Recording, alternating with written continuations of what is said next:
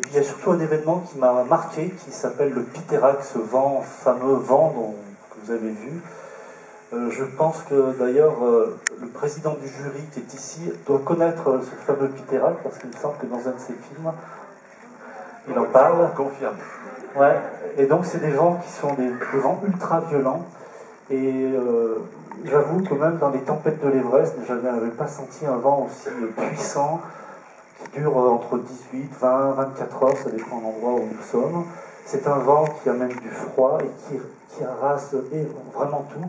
Et lorsque Laurence m'a demandé d'aller sentir le vent, bon, je sais que nous étions un peu en sécurité dans un village, mais figurez-vous que j'avais du mal à le tenir et je sais que si je le lâchais, il s'envolait. Et ce même jour, il y a eu un chien qui s'était envolé.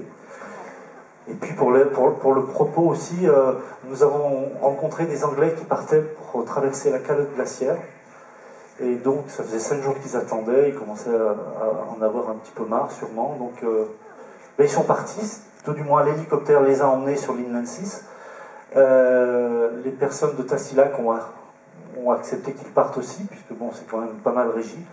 Et puis 3 jours après, ils ont lancé des fusées de secours pour annoncer qu'il y en avait un qui venait de décéder, et puis on les a retrouvés, on les a ramenés, ils étaient à 24 degrés.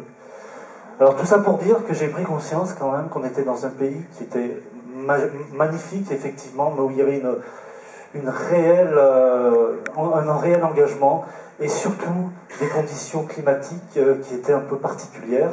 Et je pense d'ailleurs que ce fameux Piterac qui a soufflé là a dû influencer un petit peu le climat. Vous savez que les icebergs qui dérivent, il y en a de plus en plus. Ces icebergs coupent le Gulf Stream qui modère le climat de l'Europe.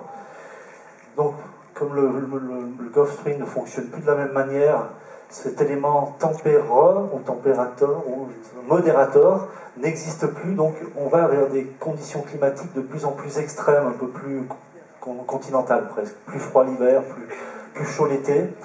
Et puis, toute cette masse de glace aussi génère, à mon avis, participe énormément au climat, entre autres, de l'hémisphère nord. Alors là, je ne vous parle pas en tant que spécialiste, mais ça fait quand même plus de 20 ans que je travaille sur ce sujet, donc je deviens au fur et à mesure un peu spécialiste, mais bon, je n'affirme rien. Alors, Pierre, comme tu le sais, priorité aux questions dans le public, que vous soyez en salle 1 ou en salle 3, vous faites un petit signe, le micro arrive, et puis c'est le principe un petit peu de l'échange. Voilà, juste tout près de toi, derrière, là-bas, voilà, regarde.